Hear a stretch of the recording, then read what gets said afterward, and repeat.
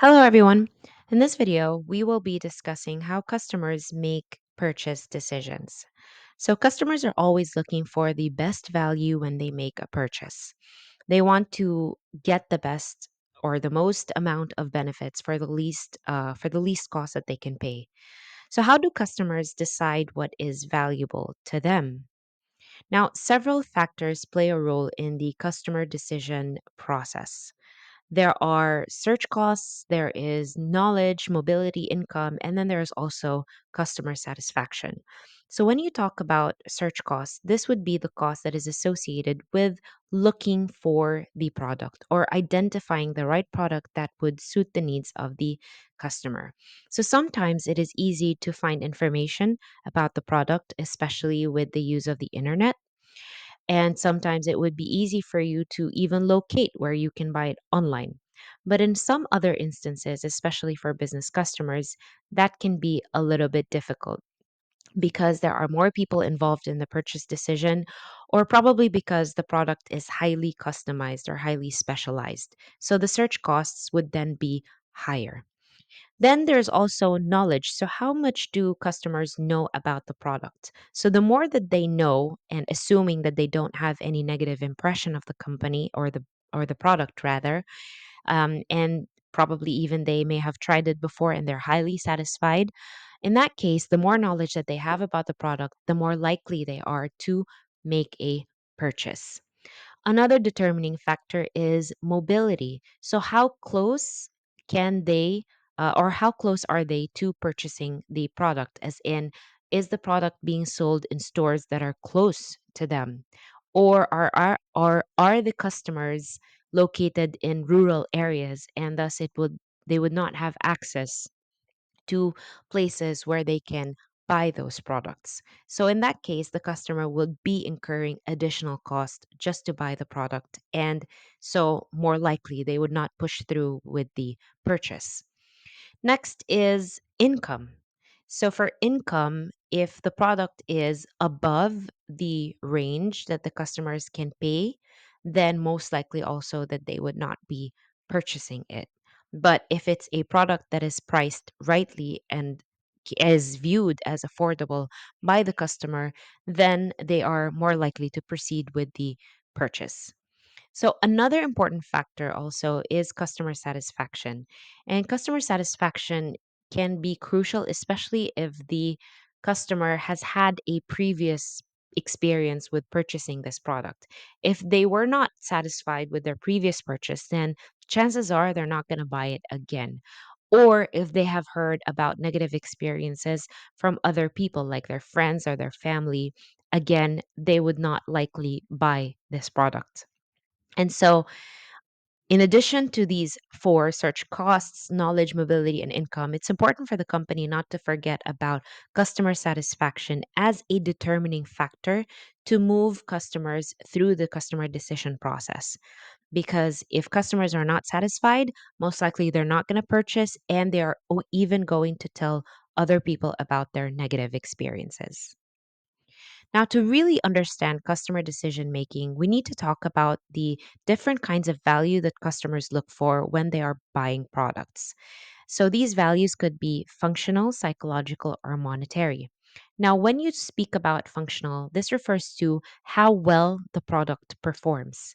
So, does it do what it promises? Is it reliable? Is it easy to use? And is it durable?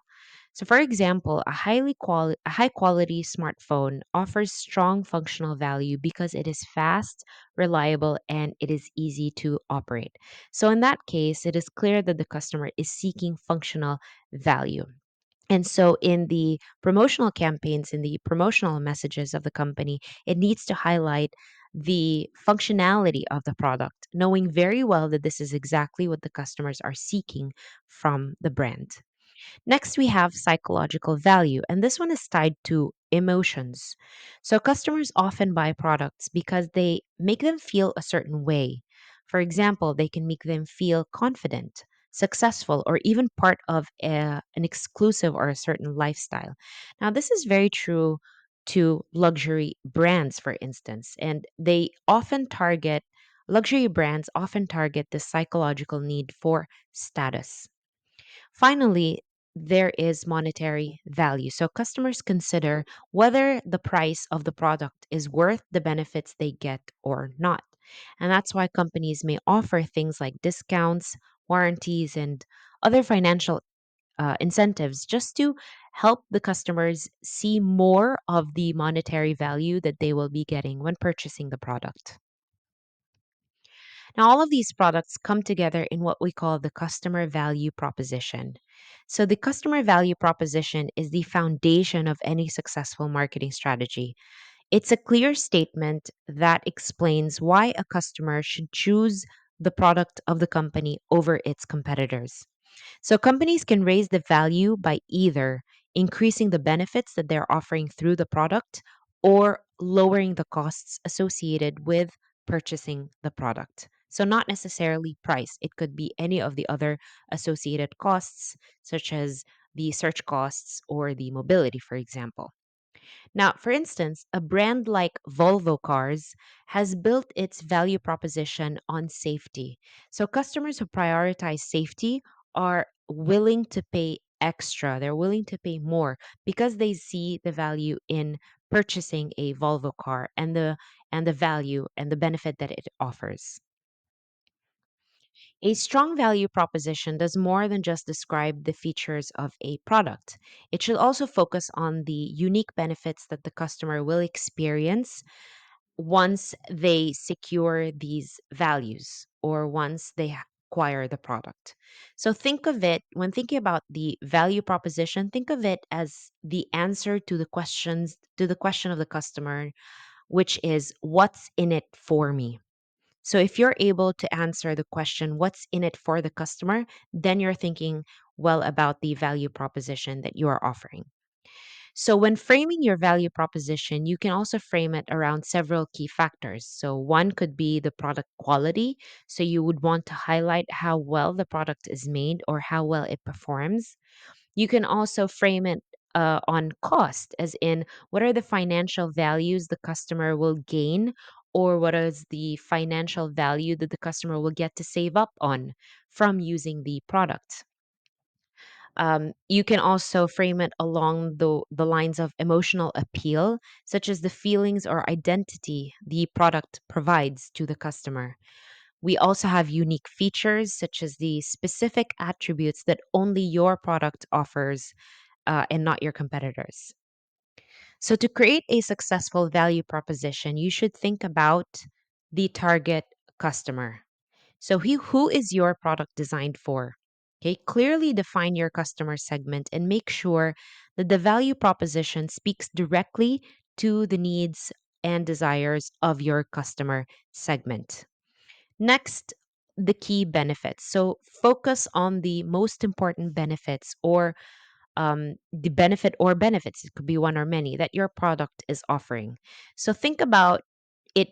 Is it saving time for the customer, especially if this is like a two-in-one product? So it's saving time. It's also saving cost. Instead of buying two products, you just get to buy one. Or is it improving efficiency? Is it offering the peace of mind for the customer? So these are helpful points that the company can think of in order to highlight the key benefits that their products are offering. Next, what about differentiation? So how is your product different, or how does it stand apart from the competitors? That's also one very important highlight that companies need to put out there and make sure that the customer segment understands. How am I different? How are my products different from the competitors? And what do I offer in addition to what the competitors are offering?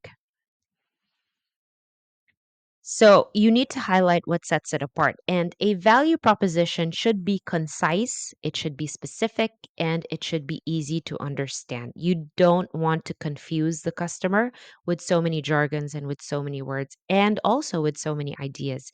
You want to keep it clear so that the customer clearly understands it and it's easy for the customer to remember it as well. So if customers don't immediately understand why they should buy your product, your value proposition may not be strong enough. So, how do companies know if their value proposition is strong? Okay, so this is where customer value analysis comes in. Customer value analysis is a tool that is used to assess how customers really value and how well a company's offerings align with those needs compared to competitors. So you can think of it as like a match between the values of the customers or what they want and what the company can provide through the product. So this analysis is essential because customer preferences are not static. They don't stay the same. They're continuously changing and evolving as the markets and technologies change. And so, one way to keep up with this change and to keep pace with these changes and to know if customers still prefer the company's products is to conduct the customer value analysis. Now, in addition to the tool being helpful in keeping up with preferences and changes in the market, it can also be a very valuable tool that would give companies an idea on how to improve their products and their services further. So, how do you conduct a customer value analysis? First, you need to identify key attributes. So, start by listing the attributes or the benefits that the customers care about. So, what are they? They could be the product quality, the price, the customer service, the ease of use, or any other factor that the company may think of and that may influence the purchasing decision of the customer. Next, after identifying key attributes, you would want to evaluate the importance. So this is crucial because not all attributes are equally important to all customers. These attributes are most likely ranked in the mind of the customers. So, to do this, you need to survey customers to understand which attributes matter most and which matter the least. So, for instance, in the smartphone industry, battery life might be more important to some customers than camera quality, for example. And but this depends on the needs of the customers. Next, you need to assess the performance. So compare how your product and your competitors' products perform on each of these attributes. Now, this can help you identify areas where you excel, where you perform very well, and areas where you might need to work a little bit more in order to improve them and possibly match your competitors' performance in that area, or probably even exceed them. Next, monitor over time. So, customers' preferences change, so it's important to revisit your value analysis regularly. And this helps you track shifts in the customer needs, and it will allow you to adjust your products offerings and stay competitive in the market. So a company that continuously conducts a customer value analysis can improve its products and refine its marketing strategy and ultimately really build stronger relationships with its customers in the long run.